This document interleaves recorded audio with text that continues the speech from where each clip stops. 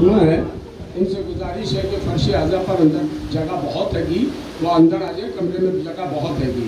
باواز بلند نعرہ صلوات.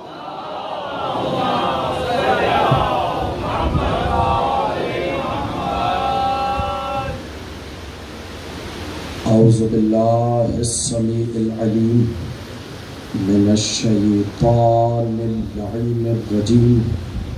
بسم اللہ الرحمن الرحیم. الحمد للہ الذی لا یبلغ مدحتہ القائلون ولا یحصی نعماءہ العادون ولا یؤدی حقہ المجتہدون الذی لا یدرکہ بعد الہمم ولا ینالہ غوث الفتن الذی لیس لصفتہ حد محدود ولا نعت موجود ولا وقت معدود ولا اجل ممدود.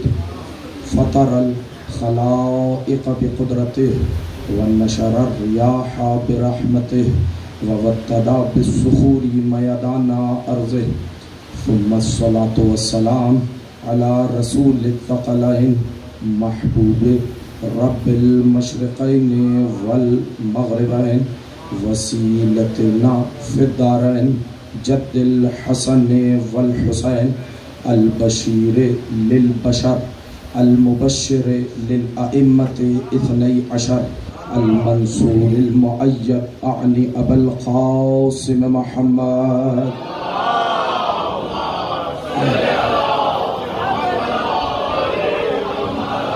وأهل بيته الطيبين الطاهرين المعصومين المنتجبين المنتخبين المظلومين لا سيما بقية الله في الأرضين ولعنة الدائمة الباقية المستمرة على أعدائهم أجمعين من يوم عداوتهم إلى قيام يوم الدين. أما بعد فقد قال الله تبارك وتعالى في كلامه المجيد وفرقانه الحميد وقوله الحق. بسم الله الرحمن الرحيم.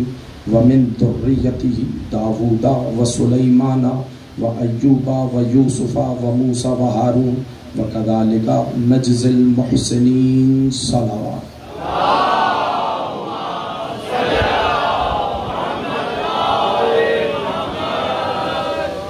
اس سے بہتر انداز میں ایک اور مرتبہ صلوات پڑھیں.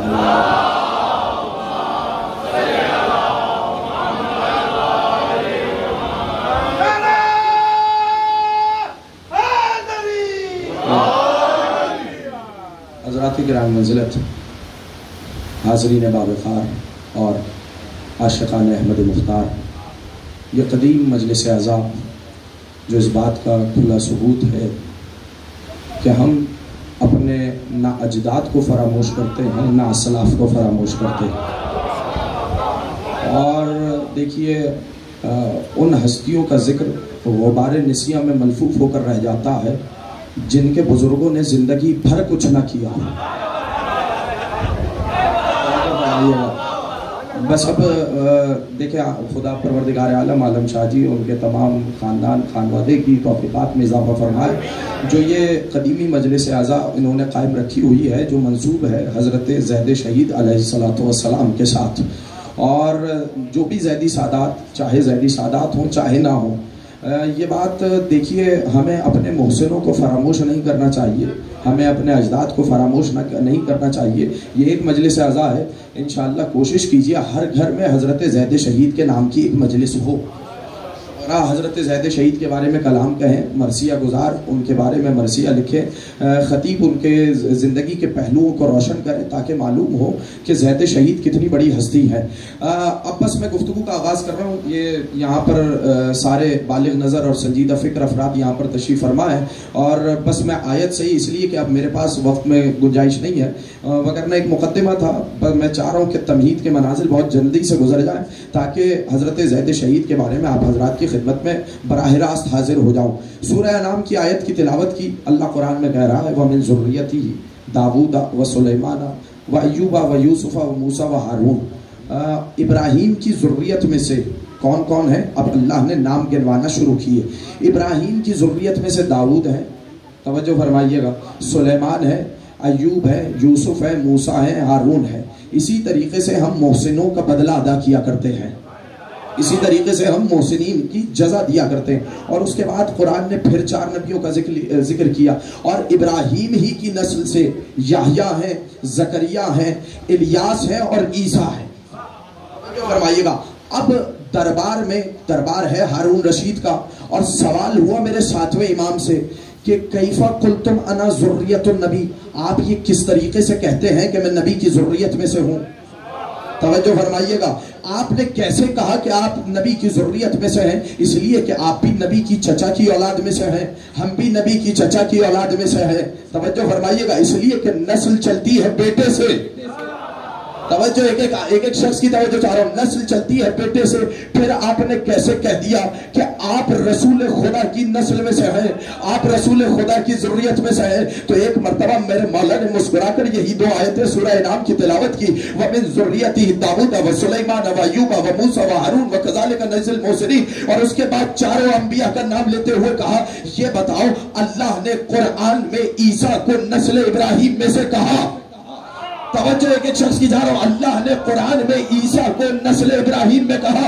ये बताओ कि ईसा का बाप कौन है? नहीं, अभी 7:30 नहीं है। मुझे ये बताओ कि ईसा का बाप कौन है?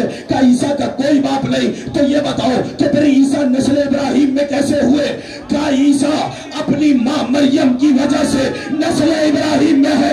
कबर जैसे ईसा अपनी मां मरियम की वजह से नस्ल इब्राहिम में है, हम अपनी जद्दा ज़हरा की वजह से नस्ल रसूल में।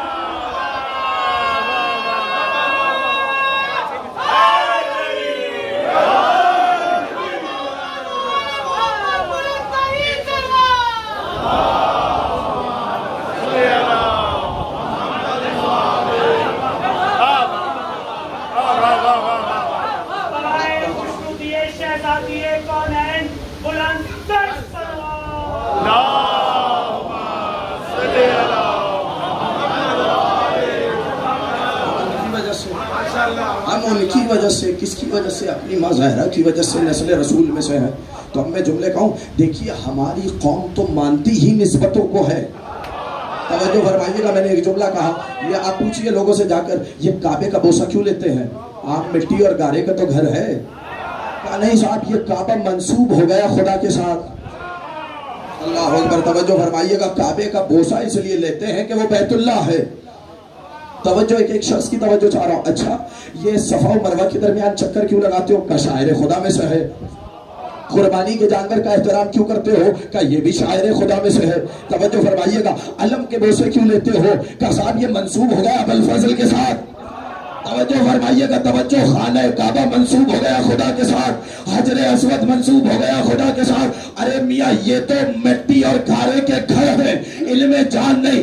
ये अगर मंसूब हो जाए, ये मंसूब हो जाए खुदा के साथ, शहर मंसूब हो जाए रसूल के साथ, रोजा मंसूब हो जाए रसूल के साथ, तो उसके तो पैसे लेते हो। ये बताओ, जिस ज़ैद शहीद की नस्लों में रसूल का खून दौड़ रहा हो,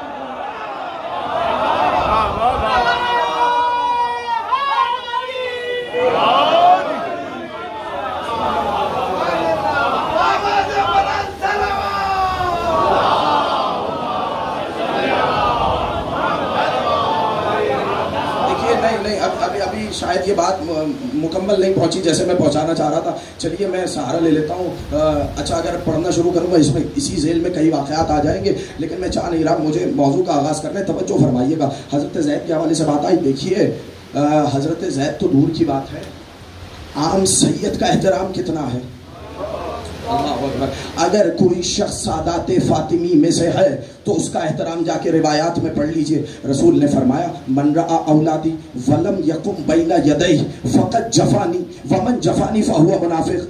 जो मेरी औलाद में से किसी को देखे और उसके एहतराम में खड़ा ना हो तो उसने मुझ पर जफा की। नहीं, अभी तवज्जो ही नहीं फरमाई। जो शख्स मेरी औलाद को, मेरे खून को देखे, उसके एहतराम में खड़ा ना हो, उसने मुझ पर जफा की, और जिसने मुझ पर जफा की वो मुनाफिक है। پتا چلا جس طریقے سے علی کا بغض منافقت کی طرف لے جاتا ہے، سادات کا منکر بھی منافق ہوتا ہے، مومن نہیں ہوتا۔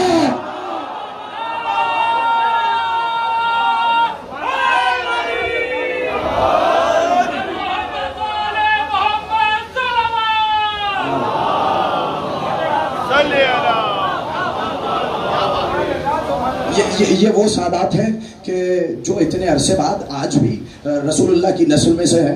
توجہ ہے کہ نہیں ہے؟ اچھا یہ تو ہے کہ جو احترام میں کھڑا نہیں ہوا۔ ایک روایت بڑی عجیب ہے، رسول نے فرمایا من رعا اولادی ولم یقم قیاما تاما، توجہ فرمائیے گا، من رعا اولادی ولا یقم قیاما تاما ابتلاہ اللہ ببلاء لا دواء لہ۔ جو شخص میرے خون کو دیکھے، میری اولاد کو دیکھے، یہ نہیں کہا کہ اس کے احترام میں کھڑا نہ ہو، بلکہ اس کے احترام میں مکمل کھڑا نہ ہو، مکمل کھڑا نہ ہو تو ابتلاہ اللہ ببلاء لا دواء لہ، خدا اسے ایسی بیماری میں، ایسی پریشانی میں مبتلا کرے گا جس کی کوئی دوا نہیں ہوگی۔ توجہ فرمائیے گا۔ تو یہ کس کا احترام ہے؟ یہ ان سادات کا احترام ہے جو 1400 سال بعد آج بھی نسل رسول میں آ رہے ہیں۔ اللہ نہیں، اچھا چلیے مجھے سہارا لینا پڑے گا، اگر بیدار ہو جائے تو یہ روایت بھی آپ کی خدمت میں ہدیہ کر دوں کہ ایک مرتبہ حاکم کے دربار میں پہنچے زید شہید، وہاں دیکھا ایک یہودی بیٹھا ہوا ہے، تو حاکم نے یہودی کو خطاب کرتے ہوئے کہا یہ بتاؤ کہ یہ یہودی تمہارا اتنا احترام کیوں کرتے ہیں؟ کہا میں داؤد کی نسل میں سے ہوں۔ یہیں سے آیت کا آغاز ہوا تھا، توجہ فرمائیے گا، ابراہیم کی نسل میں سے داؤد ہے، توجہ فرمائیے گا کہ یہ یہودی میرا احترام اس لیے کرتے ہیں کہ میں داؤد کی نسل سے ہوں۔ کہ تم میں اور داؤد میں کتنا فاصلہ ہے؟ کہ مجھ میں اور داؤد میں 40 پشتوں کا فاصلہ ہے، کہ تم میں اور داؤد میں 40 پشتوں کا فاصلہ ہے، اور یہ ہے زید جن میں اور رسول میں 3 پشتوں کا فاصلہ ہے۔ نہیں، توجہ فرمائیے گا، جن میں اور رسول میں 3 پشتوں کا فاصلہ ہے۔ تو ایک مرتبہ مسکرا کے اس نے کہا کہ پھر تو تمہیں ان کی عزت کرنا چاہیے۔ نہیں، اب میں دیکھوں گا اگلے جملے پر کون میرے ساتھ ہے۔ پھر تو تمہیں ان کی عزت کرنی چاہیے، تمہیں ان کا اکرام کرنا چاہیے، اس لیے کہ تم جس منصب پر ہو یہ منصب تمہیں انہی کی وجہ سے ملا ہے۔ توجہ فرمائیے گا، تم جس منصب پر ہو تمہیں یہ منصب انہی کی وجہ سے ملا ہے، تمہیں ان کا احترام کرنا چاہیے، تمہیں ان کی عزت کرنی چاہیے، تمہیں ان کی تکریم کرنا چاہیے۔ تو اس نے کہا ان کی عزت میں اپنے اوپر واجب سمجھتا ہوں کہ اگر ان کی عزت کرتے ہو تو پھر مسند کو چھوڑو اور مسند خلافت ان کے حوالے کرو۔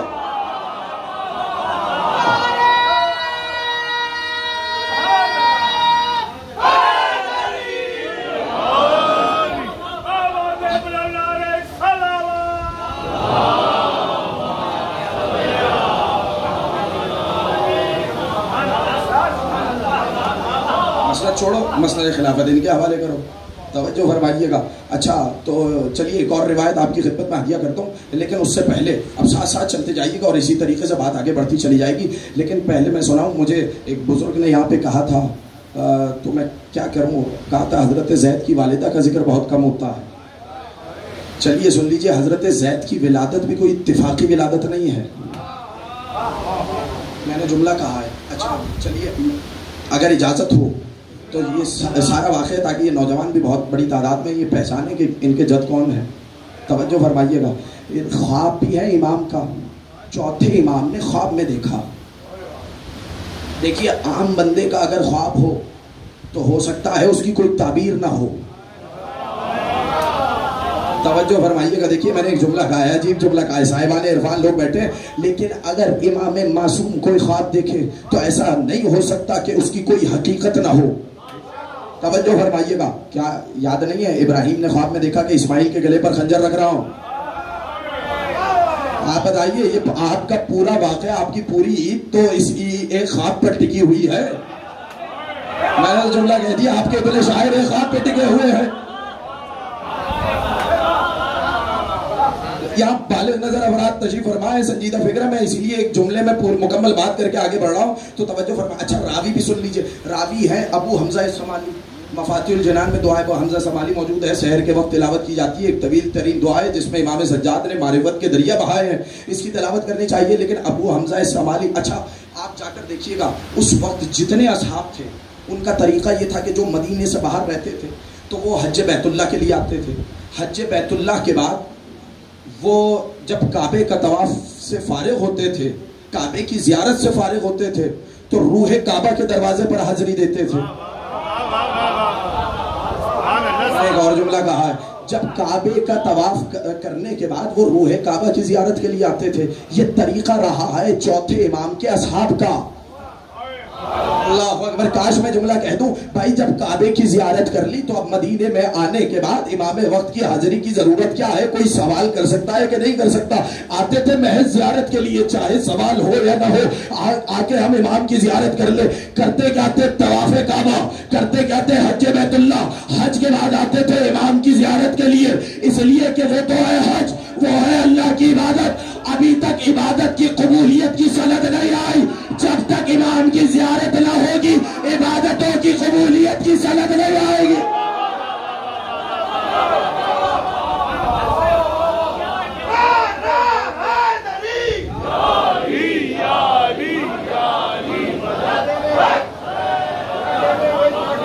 اب میں جملہ کہہ دوں, اب پتا چلا کہ عبادت کے بعد زیارت کی اہمیت کیا ہے. تو میرے بچوں اسی لیے تو ہم نماز کے بعد کربلا کا رخ کر کے کہتے ہیں حسین آپ پر سلام ہو, اس لیے کہ نماز تو پڑھ لی مگر یہ حسین نماز کو قبول کرائیں گے.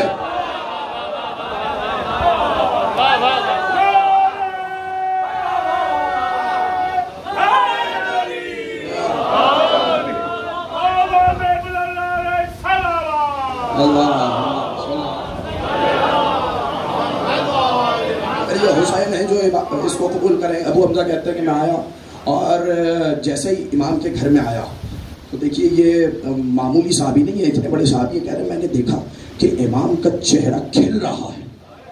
میں نے امام سے پوچھا کہ مولا اس خوشی کی وجہ کیا ہے؟ کہ میں نے خواب دیکھا ہے. میں نے جملہ کہہ دیا دیکھیے اس ایک خواب پر آپ کی کیا کیا چیزیں ٹکی ہوئی. اب خواب دیکھا معصوم نے, کیا خواب دیکھا؟ کہ رسول خدا نے میرا ہاتھ پکڑا اور مجھے جنت میں داخل کیا. جنت کی ساری نعمتیں موجود ہیں. اس کے بعد رسول نے میرا عقد ایک حور سے کیا. توجہ فرمائیے گا, جنت میں میرا عقد کس سے کیا؟ ایک حور سے کیا. اب جائیے حضرت زید کی والدہ کا نام بھی جو اختلاف روایات موجود ہے, اس کے بعد کسی نے حوریہ لکھا, کسی نے حورا لکھا. آپ مناسبت یا تو شعراء کا مجمع ہے, تناسب مناسبت تو دیکھیے, مناسبت کا تو لحاظ کیجیے. دیکھیے کیا ایک حور سے شادی ہوئی. ایک حور سے جب شادی ہو چکی تو اس کے بعد میرے کانوں میں ندا آئی, اے علی ابن الحسین تمہیں زید مبارک ہو.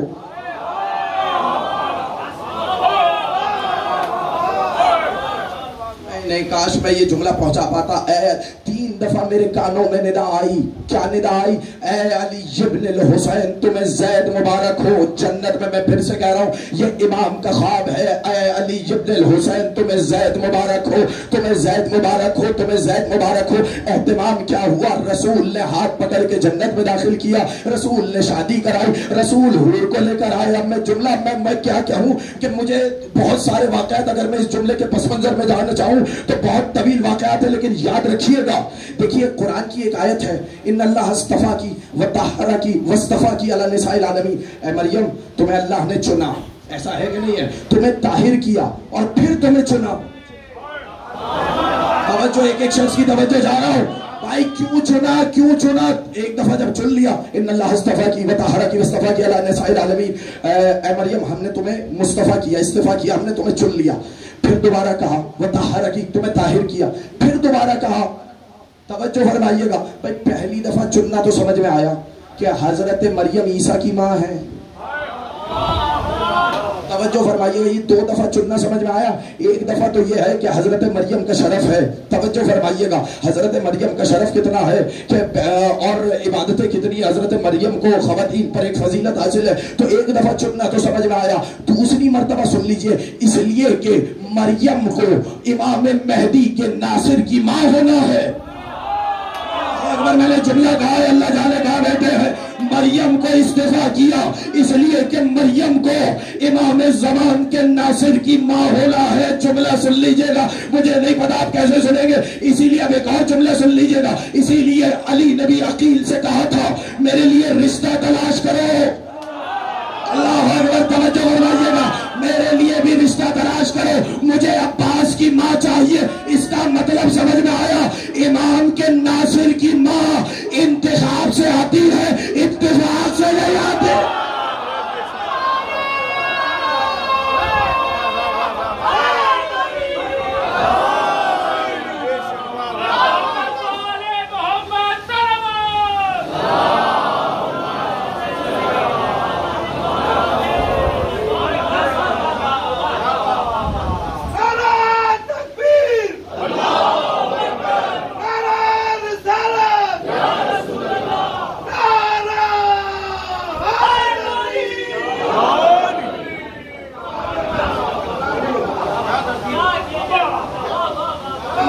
ناصر کی ماں انتخاب سے آتی ہے, اتفاق سے نہیں آتی. میں نے مکمل جملہ کہہ دیا تھا, اللہ جانے کہاں تک پہنچا. اچھا چلیے, ایک مرتبہ کانوں میں بشارت آئی. اب یہ ابو حمزہ سمالی کو سنا رہے ہیں. اگلے ہی روز دروازے پہ دق الباب ہوا اور دروازے پہ آنے والے نے کہا کہ امام سجاد کی خدمت میں مختار نے ایک کنیز بھیجی ہے. توجہ فرمائیے گا, مختار نے کیا بھیجی ہے؟ مجھے دیکھیے جملہ کہنا ہے, کاش یہ سارے لوگ بیدار ہو جائیں. مختار نے کنیز بھیجی ہے, اور یہ کہہ کے بھیجی تھی. جب مختار نے 30,000 درہم میں یہ کنیز خریدی تھی تو مختار نے کہا تھا میں اس کنیز کے لائق نہیں. یہ جملہ کہا تھا مختار نے کہا تھا میں اس کنیز کے لائق نہیں. یہ کنیز اگر جانی چاہیے تو امام کی خدمت میں امام کو ہدیہ کیا, امام نے بھی ہدیے کو قبول کیا. توجہ فرمائیے گا, اس کنیز کے لفظ کو یاد رکھیے گا. آخر میں مناظرہ مجھے آپ کی خدمت میں پیش کرنا ہے, لیکن یہ ذہن میں رکھیے, اس کنیز کے لفظ کو یاد رکھیے گا. امام نے بھی ہدیے کو قبول کیا. دیکھیے یہ کوئی عام بندے تو نہیں, مولا ہے. جناب شدیدہ خاتون کا واقعہ تو یاد ہوگا, خمس آیا لیکن چونکہ حرام مال سے آیا تھا واپس کر دیا.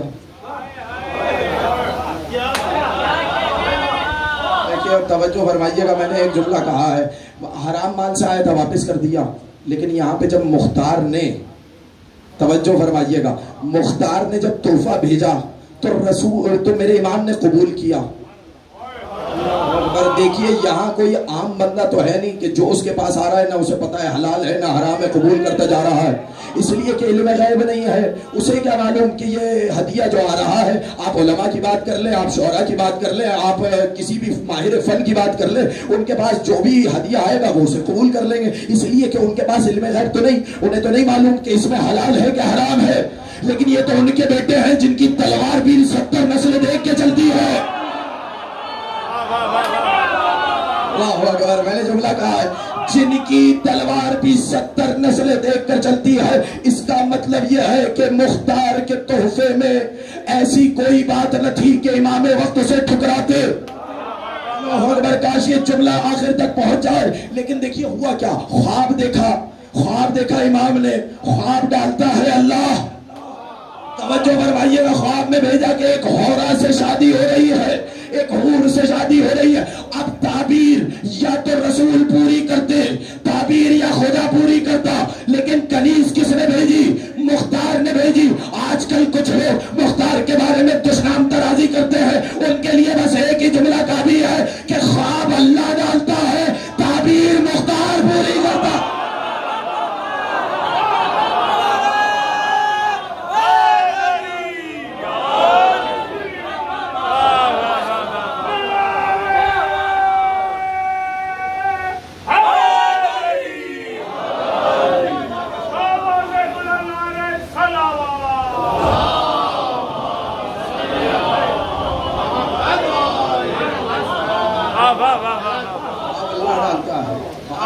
مختار نے پوری کی ہے. اگر بیدار ہوں چلیے ایک اور جملہ کہہ دوں یہاں پر. جب والدہ گرامی حضرت زید کے بارے میں بات آئی تو یہ ایک جملہ بھی سن لیجیے. اسی لیے امام باقر نے, اب توجہ فرمائیے گا, شرط کیا ہے, توجہ فرمائیے گا, یہ شرط اگر پہنچ جائے آپ تک تو بات مکمل ہو جائے گی. اور یہیں سے میں کیا کروں کہ بات سے بات نکلتی جاتی ہے. امام باقر نے مخاطب کرتے ہوئے کہا تھا لَقَدْ انْجَبَتْ أُمُّهُ یا زید،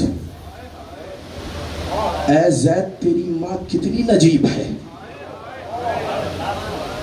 میں نے پھر ایک جملہ کہا اے زید تیری ماں کتنی نجیب ہے، آپ کی والدہ کتنی پاکیزہ ہے. اللہ اکبر. میں نے جملہ کہا ہے والدہ کتنی پاکیزہ ہے.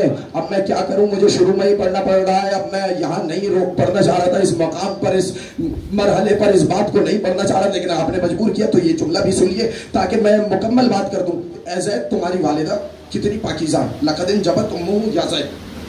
اگلا جملہ میں نے روک لیا ہے. اگلا جملہ میں نے، اب شعرا بیٹھے ہیں، اگلا جملہ میں نے ادب کی شہنشین میں رکھ لیا ہے.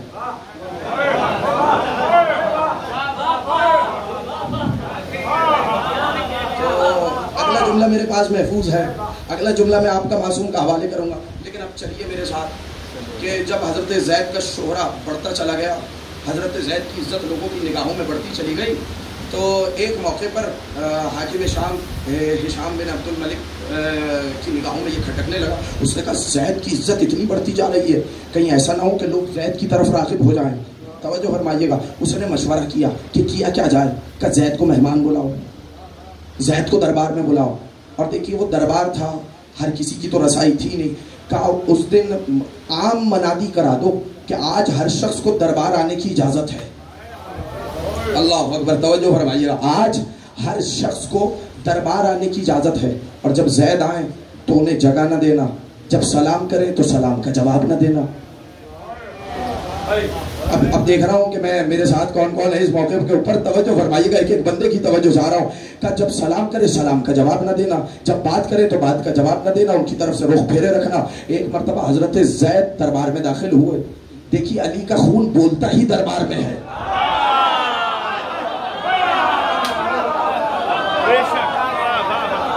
مکمل جملہ تھا، اللہ جانے کہاں تک پہنچا. میں پھر سے دوہرا دیتا ہوں، علی کا خون بولتا ہی دربار میں ہے. یقین نہ آئے تو زینب کی کھن گھرے سے پوچھ لینا.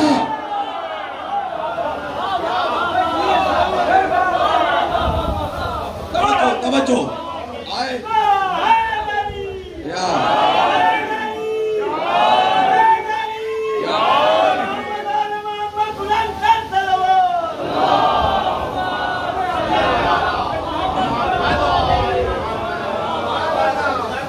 ایک مرتبہ دربار میں. اب دیکھیے عام افراد، پورا دربار بھرا ہوا ہے، بیٹھنے کی جگہ نہیں. بادشاہ نے بھی رخ نہیں کیا. ایک مرتبہ زید نے سلام کیا، سلام کا جواب نہیں دیا. چونی سلام کا جواب نہیں دیا، ایک مرتبہ زید کو جلال آیا. اور جلال آنے کے بعد کہا السلام علیکہ یا احول، اے ٹیڑھی آنکھ والے تجھ پر سلام.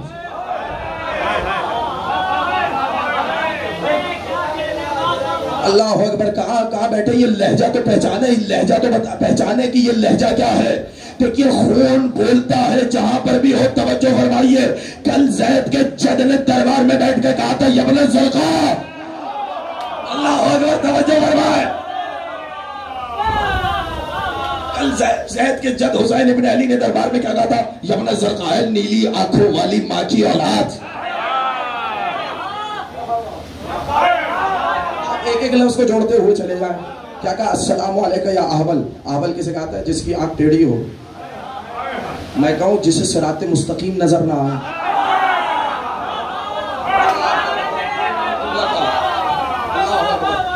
میں نے جملہ کیوں کہا ہے؟ اس لیے کہ جس کی آنکھ میں لوچ ہو، جس کی آنکھ میں لوچ ہو اسے ایک ساتھ دو اتجاہیں نظر آتی ہیں. فرمائیے گا. اب جیسے ہی زید نے یہ کہا، ہر ایک دربار میں کوئی بادشاہ کو کہتے اے لوچے چشم والے تجھ پہ میرا سلام، اے ٹیڑھی آنکھ والے تجھ پہ میرا سلام. اب ایک مرتبہ اسے آیا غصہ، اور غصے میں آ کے کہنے لگا کہ اے زید کیا تم خلافت کی تمنا رکھتے ہو؟ تمہاری ماں تو کنیز ہے. کتنا بڑا تانا دیا ہے جو لوگ ابھی تک خاموش ہیں. توجہ فرمائیے گا کہ تمہاری ماں تو کنیز ہے، تم خلافت کی تمنا کرتے ہو، تمہاری ماں کنیز ہے. فوراً ہی زید نے ایک مرتبہ جواب دیا کہ ماں کی کنیزی منصب تک پہنچنے سے نہیں روکتی. یہ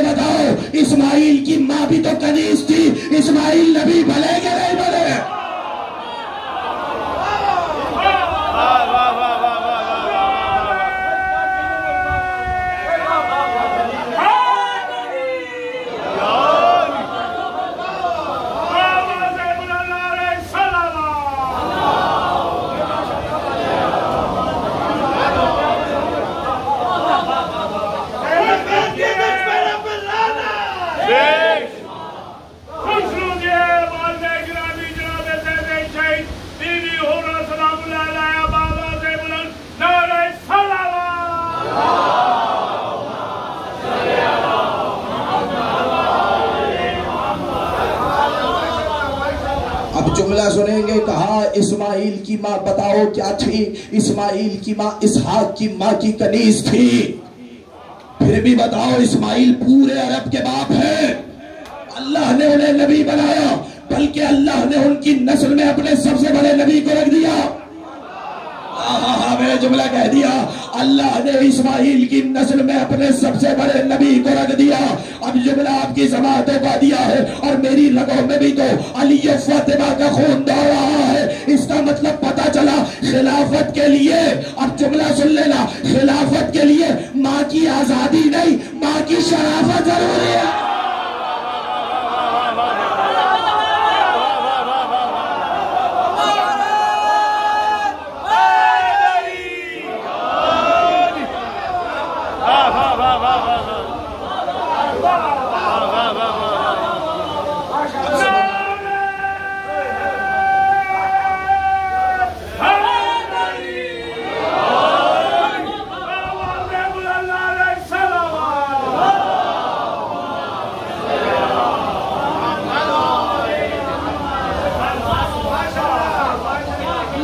جبت امہ، اے زید تمہاری ماں کتنی پاکیزہ ہے۔ اب یہ پورا واقعہ میں نے چھوڑ دیا، درمیان میں واقعہ اگر موقع ہوا تو میں مکمل کروں گا، نہیں تو پھر انشاءاللہ پھر کبھی صحیح، لیکن یہ جملہ یاد رکھیے گا، لقد جبت امہ، اے زید تمہاری ماں کتنی پاکیزہ ہے۔ اب عجیب جملہ کہا، اب زید کو مخاطب نہیں کیا، اب دعا مانگی۔ خدا کی قسم میں نے تو پوری تاریخ ہدایتوں میں 3 بھائیوں کو دیکھا کہ انہوں نے اپنے بھائی کے لیے یہی دعا مانگی۔ ایک مرتبہ عجیب و غریب دعا ہے، اگر آپ پہچان جائیں تو میری تقریر سے متصل ہو جائے گی۔ میں نے کہاں سے ناصر امام سے بات شروع کی تھی، وہیں سے متصل ہو جائے گی۔ ایک مرتبہ امام باقر نے دعا کے لیے ہاتھ اٹھائے اور ہاتھ اٹھا کے کہا اللہم اشدد ازری بزید، اے اللہ زید کے ذریعے سے میری کمر کو مضبوط کر۔ اللہ اکبر، میں نے جملہ کہہ دیا، اللہ جانے یہ جملے کو آپ نے آہستگی سے لے لیا۔ اللہم اشدد ازری بزید، اے اللہ، اے پالنے والے میری کمر کو زید کے ذریعے سے مضبوط کر۔ میں نے تاریخ ہدایت میں 3 ہی ہستیاں دیکھی، یا موسیٰ نے ہارون کے لیے دعا مانگی، یا محمد نے علی کے لیے مانگی، یا باقر نے زید کے لیے مانگی۔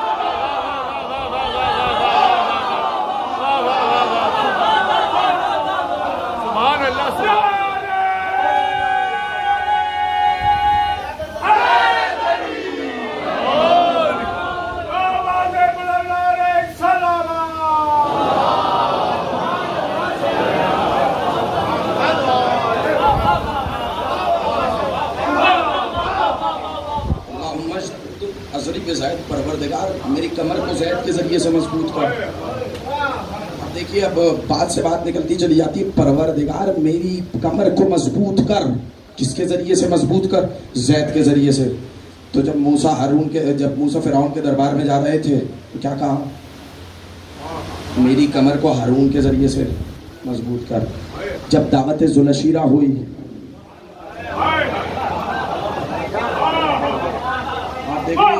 دیکھ لیجیے روایات کا انبار ہے، صرف دعوت ذوالعشیرہ نہیں، جب علی نے حالت رکوع میں زکوٰۃ دی، اس موقع کی روایات دیکھیے، میرے علی کے ذریعے سے کمر کو مضبوط کر۔ اور اب امام کیا کہہ رہے ہیں؟ میری باقر کے ذریعے سے کمر کو مضبوط کر۔ دیکھیے سادات کا ایک رتبہ، اب میں دیکھیے بات سے منسلک ہوتی چلی جائے گی اگر توجہ فرمائیں۔ ایک ہوتا ہے ذاتی شرف، ایک ہوتا ہے وہ شرف جو ہم ہوتے ہی پیدا لے کر ہوتے ہیں۔ بھائی میں سید ہوں، اس میں میرا کیا کمال ہے؟ مجھے کیا معلوم تھا میرا باپ کون ہوگا، مجھے کیا معلوم تھا میری ماں کون ہوگی، مجھے کیا معلوم تھا میرا خاندان کیا ہوگا، مجھے کیا معلوم تھا میرا نسب کیا ہوگا۔ یہ وہ شرف ہے جو اللہ عطا کر کے بھیجتا ہے۔ اللہ اکبر، یہ وہ شرف ہے کہ جو اللہ عطا کر کے بھیجتا ہے۔ ایک وہ شرف ہے جو آپ دنیا میں کماتے ہیں، ایسا ہے کہ نہیں ہے؟ ضروری نہیں کہ جس کا خاندان بڑا ہو وہ خود آدمی بھی بڑا ہو۔ اللہ اکبر، میں نے جملہ کہا ہے، ضروری نہیں جس کا خاندان بڑا ہو وہ آدمی بھی بڑا ہو. اچھا چلیے اب میں جملہ کہوں گا یہاں پر. حضرت زید نے 3 معصوموں کے زیر سایہ زندگی گزاری. امام زین العابدین بھی ہیں, امام محمد باقر بھی ہیں, امام جعفر صادق بھی ہیں. اب جملہ آپ کے حوالے جناب زید کا ایک لقب آپ کے حوالے کر رہا ہوں, جو 3 عالموں کے ہوتے ہوئے, جو 3 اماموں کے ہوتے ہوئے, جو 3 حجتوں کے ہوتے ہوئے عالم آل محمد مشہور ہو جائے اسے زید کہتے ہیں.